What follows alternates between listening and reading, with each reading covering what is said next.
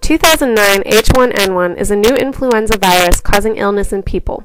This new virus was first detected in people in the United States in April 2009. The way this virus spreads is the same way a regular seasonal influenza virus spreads. The symptoms of H1N1 are also similar to a regular flu. H1N1 is also referred to as swine flu, but recent studies show that this new virus is very different from what normally circulates in pigs. It has two genes from flu viruses that normally circulate in pigs in Europe and Asia, and bird genes and human genes. Scientists call this a quadruple reassortant virus. The symptoms of H1N1 include fever, cough, sore throat, runny or stuffy nose, body aches, headache, chills, and fatigue. Some people may have vomiting and diarrhea. You can protect yourself from H1N1 by washing your hands often with soap and water.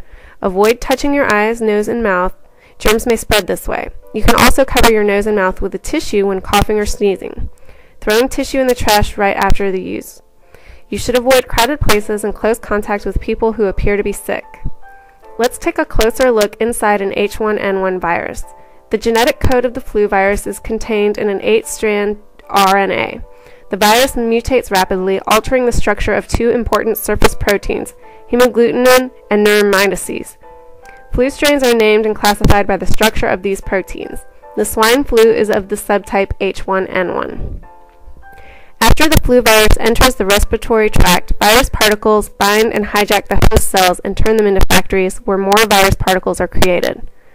Once inside the host cells, the viral shell falls apart or is broken down by enzymes. The RNA is then released into the cell. The RNA replicates itself using enzymes inside the host cells. It replicates so rapidly that the host cells burst and the virus particles then move on to other cells.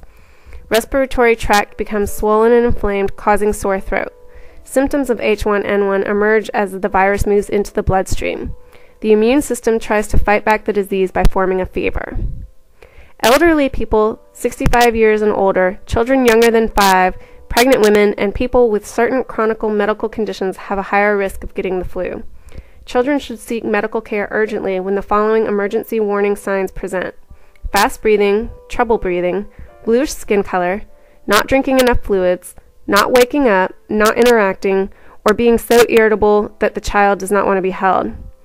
If flu-like symptoms improve but return with fever and a worse cough, or with fever and a rash.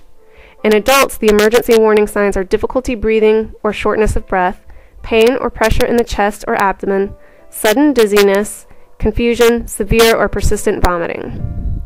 There are two kinds of H1N1 vaccines being produced: a H1N1 flu shot given in the arm and H1N1 nasal spray flu vaccine.